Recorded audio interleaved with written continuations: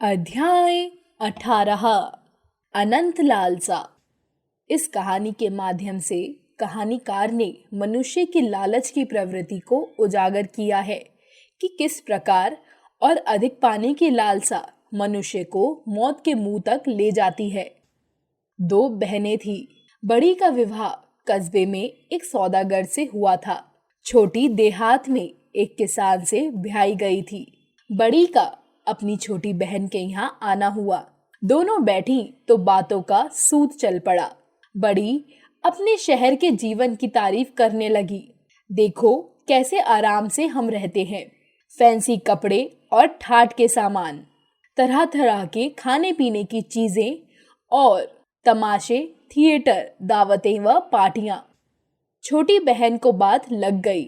अपनी बारी पर उसने सौदागर की जिंदगी को हाय बताया और किसान का पक्ष लिया। कहा, मैं तो अपनी जिंदगी की तुम्हारे साथ अदला बदली भी ना करूं। हम सीधे साधे तरीके से रहते हैं तो क्या, चिंता फिकर से तो बचे हैं। तुम लोग सजी धजी रहती हो, तुम्हारे यहाँ आमदनी बहुत है, लेकिन एक रोज वह सब हवा भी हो सकती है जीजी। बड़ी बहन ने ताना देते हुए कहा, बस बस, पेट तो जानवर भी भरते हैं, पर वह भी कोई जिंदगी है। तुम्हें जीवन के आराम, अदब और आनंद का क्या पता। छोटी ने कहा, तो इसमें क्या हुआ। हाँ, हमारा काम चिकना चुपड़ा नहीं है, लेकिन हमें किसी के आगे झुकने की भी जरूरत नहीं है। शहर में तुम हजार लालच से घिरी रहती हो। घर का मालिक दिना औसारे में खड़ा औरतों की यह बातें सुन रहा था। उसने सोचा कि बात खरी है। बचपन से माँ धरती की सेवा में हम इतने लगे हैं कि कोई व्यर्थ की बातें हमारे मन में घर नहीं कर पाती हैं। बस मुश्किल है तो एक है, वह यह कि हमारे पास जमीन काफी नहीं है। थोड़ी खुद की जमीन हो तो मुझे किसी की परवाह ना रहे। जो जमीन है वह भी जमींदार से किराए पर ली हुई है। गांव के पास ही जमींदार की कोठी थी। कोई 300 एकड़ उनकी जमीन थी। उनके अपने असामियों के साथ बड़े अच्छे संबंध रहते आए थे, लेकिन उन्होंने एक कारिंदा रखा जो पहले फौज में था। उसने आकर लोगों पर जुर्माने ठोकने शुरू कर दिए। दिना का यह हाल था कि वह बहुतेरा रोकता, पर कभी तो उसका बैल जमींदार के खेत में पहुंच जाता, कभी गाय बगिया में चरती पाई जाती। हर बार दिना को जुर्माना देना पड़ता। कुछ दिनों बाद जमींदार की जमीन बिकने लगी। तब दिना ने 40 एकड़ जमीन का एक टुकड़ा पसंद किया, जिसके कुछ हिस्से में पेड़ भी खड़े थे। सौदा पट गया और वहीं के वहीं नगद उसने साई दे दी। फिर कस्बे में जाकर लिखा पढ़ी पक्की कर ली। अब दिना के पास अपनी निजी जमीन थी। वह अपनी जमीन जोतता और बोता, जमीन पर चारा उगाता, फलों के पेड़ लगाता। अब वह अपने खेतों की तरफ जाता, लहलाती फसल को निहारता, हरी घास के चरागाहों पर नजर फैलाता तो उसका मन हर्ष से भर जाता। दिना काफी खुशहाल था। उसके संतोष में कोई कमी न रहती। अगर पड़ोसियों की तरफ से पूरा चैन मिल सकता। कभी कभी उसके खेतों पर पड़ोसियों के मवेशी आर चरते। दिना ने बहुत विनय के साथ समझाया, लेकिन कुछ फर्क नहीं हुआ। एक अरसे तक वह धीरज रखे रहा और किसी के खिलाफ कार्रवाई नहीं की। लेकिन कब तक? आखिर उसने अदालत में दरखास्त दी। नतीजा यह कि 2-3 किसानों पर अदालत से जुर्माना हो गया। इस पर पास पड़ोस के लोग दिना से किना रखने लगे। इस तरह दिना का अपने पड़ोसियों से मनमुटाव होने लगा। यहाँ तक कि उसके घर में आग लगाने की बातें सुनी जाने लगी। यद्यपि दिना के पास अब जमीन ज्यादा थी और जमींदारों में उसकी गिनती थी, पर गांव में और पंचों में पहला सा उसका मान न रह गया था। एक दिन एक परदेशी किसान उधर से गुजरता हुआ दिना के घर पहुंचा। उसने कहा कि दरिया सतलुज के पास से आ रहा हूं। वहां नई बस्ती बस रही है। हर एक को 20 एकड़ जमीन मुफ्त मिल रही है। जमीन ऐसी उम्दा है कि उस पर गेहूं की पहली फसल जो हुई तो आदमी से ऊंची उसकी बालें गईं और इतनी घनी कि दरांती की एक कटाई में एक पूला बन जाए। एक आदमी के पास खाने को दाने ना थे, खाली हाथ वहां पहुंचा। अब उसके पास 2 गायें हैं, 6 बैल है और भरा खलिहान अलग। दिना परिवार के साथ उस जगह पहुंच गया। उसके और उसके बाल बच्चों के इस्तेमाल के लिए 100 एकड़ जमीन उसको दे दी गई। पंचायती चरागाह भी उसके लिए खुला कर दिया गया। दिना ने जरूरी इमारतें अपने लिए खड़ी की और मवेशी खरीद लिए। वह पहले से कई गुना खुशहाल हो गया। उसके पास चराई के लिए खुला मैदान का मैदान पड़ा था और जितने चाहे ढोर वह रख सकता था। पहले तो वहां जमीन ठीक करने और मकान आदि बनवाने में वह रमा रहा। वह अपने से खुश था और उसे गर्व मालूम होता था। जब वह इस खुशहाली का आदी हो गया तो उसे लगने लगा कि यहाँ भी जमीन काफी नहीं है और होती तो अच्छा था। कुछ दिन बाद एक सौदागर अपने घोड़े के दाने पानी के लिए उसके घर आ ठहरा। उससे दिना की जो बातचीत हुई तो सौदागर ने बताया कि मैं नदी के उस पार से चला आ रहा हूँ। वहां इतनी जमीन है कि तुम महीनों चलते रहो तो भी पूरी जमीन नाप नहीं पाओगे। दिना ने सोचा वहीं जमीन लेनी चाहिए, किंतु उस जगह कैसे पहुंचे। सौदागर ने सब बतला दिया। वह चला गया तो दिना ने भी अपनी तैयारी शुरू की। बीवी से कहा कि घर देखना भालना और खुद एक आदमी लेकर यात्रा पर निकल पड़ा। रास्ते में एक शहर में ठहरा। वहां से चाय के डिब्बे, मिठाई आदि उपहार की चीजें जो सौदागर ने बताई थी ले ली। चलते चलते आखिर 7वें रोज वे वहां पहुंचे जहां लोगों की बस्ती शुरू होती थी। वहां देखा तो सौदागर ने जो बात बताई थी वह ठीक थी।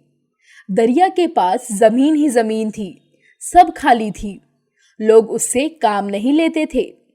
कपड़े या सिरकी के तंबू में रहते, शिकार करते, मवेशी पालते और ऐसे ही मौज करते थे। पढ़ना लिखना जानते नहीं थे, पर थे भले सीधे स्वभाव के। दिना को देखते ही वे अपनी तंबुओं से निकल आए और उसके चारों तरफ जमघट लगाकर खड़े हो गए।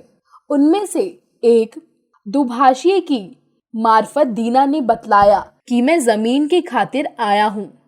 वे लोग बड़े खुश मालूम हुए। बड़ी आव भगत के साथ वे उसे अपने सबसे अच्छे डेरे में ले गए। वहां कालीन पर बिछे गद्दे पर उसे बिठाया और खुद नीचे चारों ओर घेर कर बैठ गए। उसे पीने को चाय दी गई।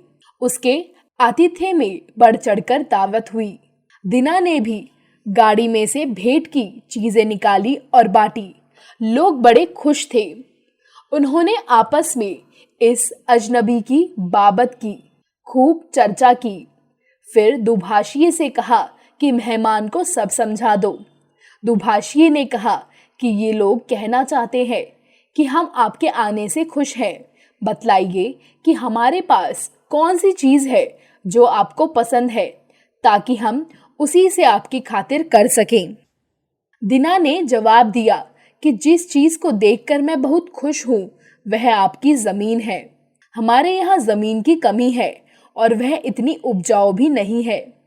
मैंने तो अपनी आंखों से यहाँ जैसी धरती दूसरी नहीं देखी। इसी बीच एक आदमी बड़ी सी रोएदार टोपी पहने वहां आ पहुंचा। सब चुप होकर उसके सम्मान में खड़े हो गए। दुभाषिए ने कहा कि यही हमारे सरदार है। दिना ने फौरन अपने सामान में से एक बढ़िया लबादा और चाय का एक बड़ा डिब्बा निकाला और बहुत सी चीजें सरदार को भेंट में दी। सरदार ने भेंट स्वीकार की और अपने आसन पर आ बैठा। उसके बाद दिना की तरफ मुखातिब होकर बोला, इन भाइयों ने जो कहा सो ठीक है। जमीन जो चाहे चुन लो, हमारे यहाँ इसकी कमी नहीं है।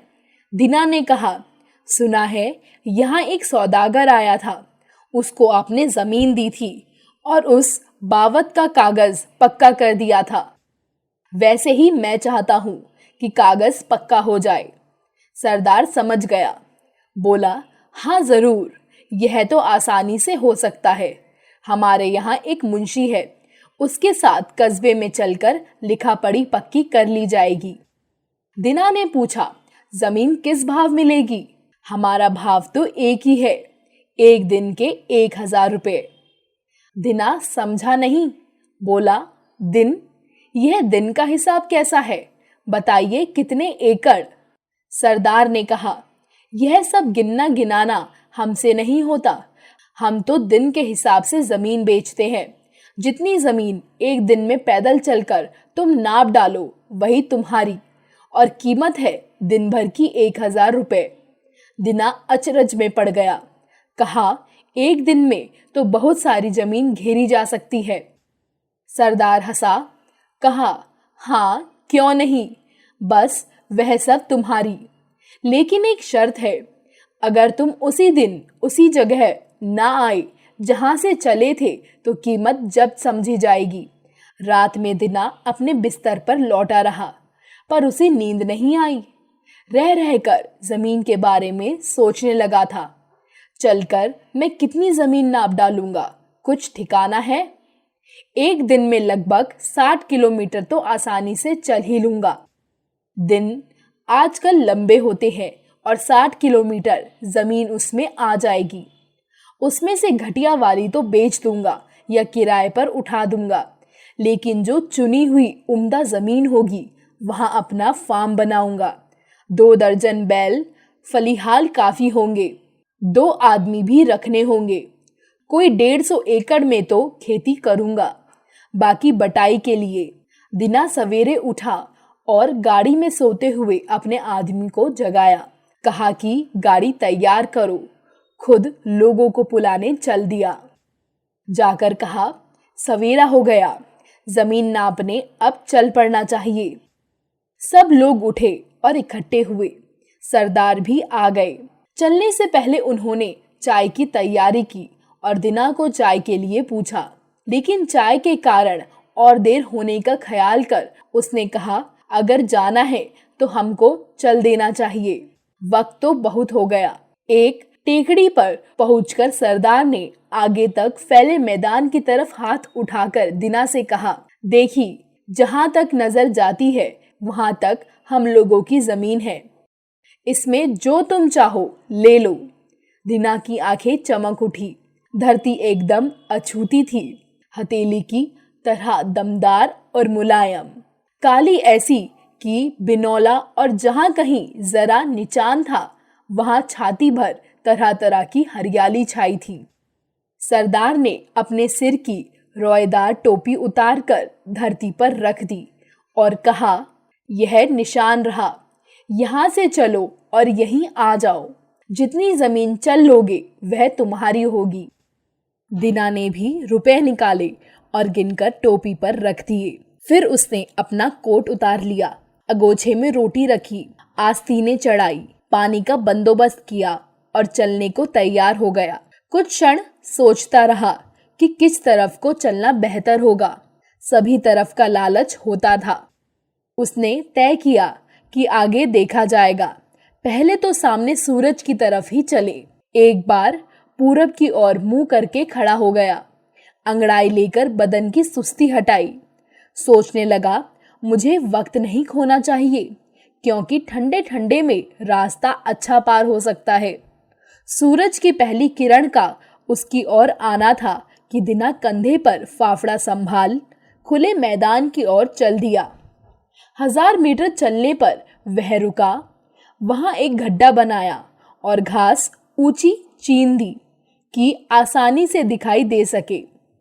फिर आगे बढ़ा। अब उसके बदन में फुर्ती आ गई। उसने चाल तेज कर दी। कुछ देर बाद दूसरा गड्ढा खोदा। अब पीछे मुड़कर देखा, सूरज की धूप में टेकड़ी साफ दिखाई दे रही थी। उस पर आदमी खड़े थे। अंदाजन 5 किलोमीटर तो वह आ गया होगा।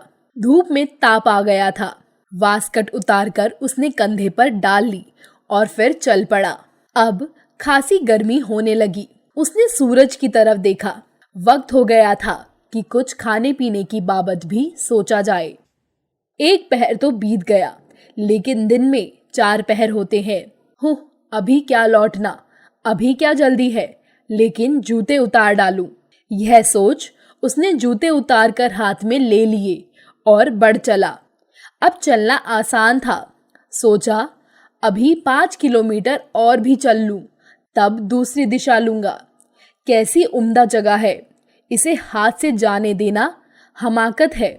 लेकिन क्या अजब बात है कि जितना ही आगे बढ़ो उतना ही जमीन एक से एक बढ़कर मिलती जाती है।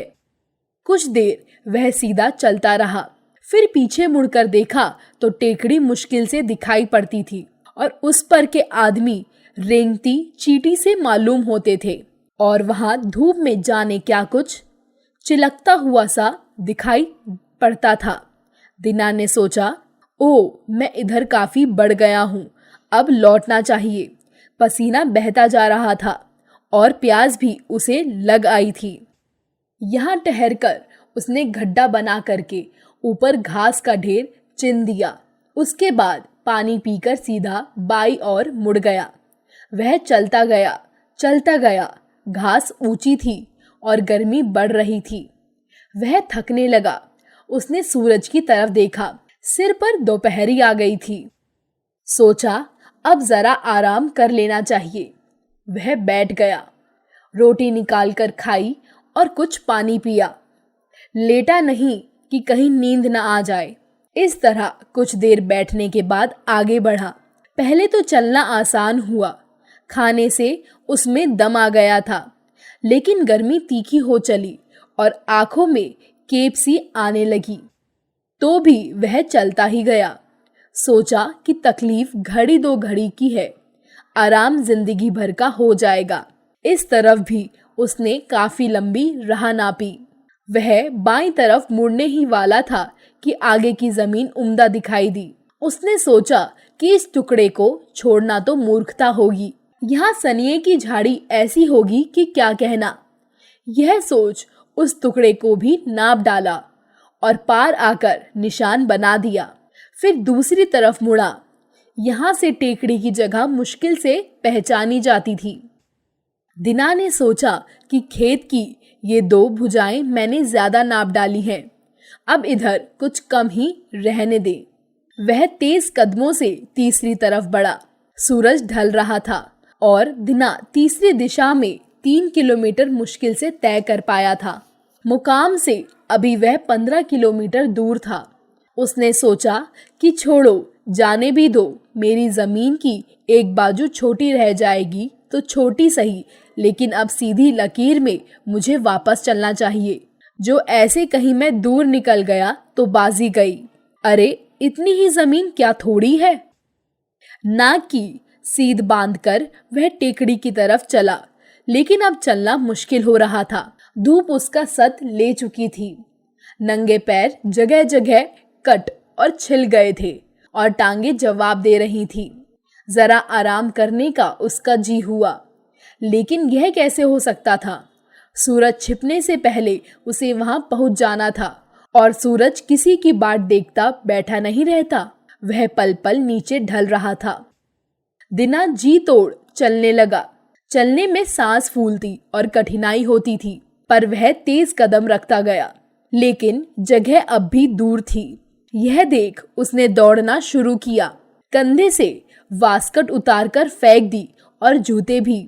टोपी अलग की, बस हाथ में फावड़ा रहने दिया।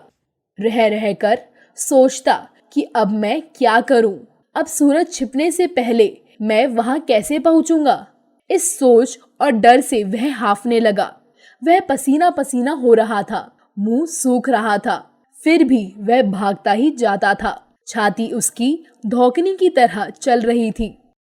दिल भीतर हथौड़े की चोट सा धड़कने लगा। उधर टांगे बेबस हुई जा रही थी। दीना को डर हुआ कि इस थकान के मारे कहीं गिरकर ढेर ना हो जाएं, पर वह रुक नहीं सका।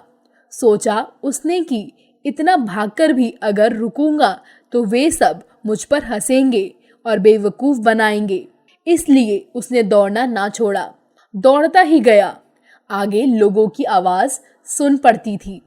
वे उसको जोर जोर से आवाज देकर बुला रहे थे। इन आवाजों पर उसका दिल और सुलग उठा। अब अपनी आखिरी ताकत समेट वह दौड़ा। सूरज धरती से लगा जा रहा था। तिरछी रोशनी के कारण वह खूब बड़ा और लहू सा लाल दिखाई दे रहा था। अब डूबा तब डूबा। सूरज बहुत नीचे पहुंच गया, लेकिन दिना भी जगह के बिल्कुल किनारे आ लगा था। टेकड़ी पर हाथ हिलाकर बढ़ावा देते हुए लोग उसे सामने दिखाई देते थे। अब तो जमीन पर रखो वह टोपी भी दिखने लगी। वहीं बैठा सरदार भी दिखाई दिया। वह पेट पकड़े हंस रहा था। दिना ने हसरत भरी निगाह से सूरज की तरफ देखा। सूरज धरती को छू चुका था, कुछ हिस्सा भी डूब चुका था। बची कुची शक्ति से वह आगे बढ़ा। टेकड़ी पर पहुंचते पहुंचते अंधेरा हो आया था। उसके मुंह से एक चौंक सी निकल गई। ओह, मेरी सारी मेहनत व्यर्थ, यह सोचकर वह थमने को हुआ। लेकिन उसे सुन पड़ा कि लोग अब भी उसे पुकार रहे हैं। उसे सहसा याद आया कि वे लोग ऊंचाई पर खड़े हैं और उसने सांस ली और टोकरी पर आंख मूंद कर दौड़ा। चोटी पर अभी धूप थी, सूरज अब भी दिखाई दे रहा होगा। सूरज छिपा नहीं है, बस मुझे दिखाई नहीं दे रहा है। यह सोचकर उसने लंबी सांस ली और टेकड़ी पर आंख मूंद कर दौड़ा। चोटी पर अब भी धूप थी। पास पहुंचा और उसने मुंह से चीख निकल पड़ी। टांगों ने जवाब दे दिया। वह मुंह के बल आगे को गिरा और उसके हाथ टोपी तक जा पहुंचे। टांगों ने जवाब दे दिया। सरदार उसके पास पहुंचा और उसके मुंह से चीख निकल पड़ी। खूब खूब, सरदार ने कहा। देखो उसने कितनी जमीन ले डाली। दिना का नौकर दौड़ा आया। उसने मालिक को उठाना चाहा, लेकिन देखा मालिक के मुंह से खून निकल रहा है। दिना मर चुका था। लोग दया और व्यंग्य से हंसने लगे। नौकर ने फाफड़ा लिया और दीना के लिए कब्र खोदी और उसमें उसे लिटा दिया। सिर से पांव तक कुल 2 मीटर जमीन उसके लिए काफी थी।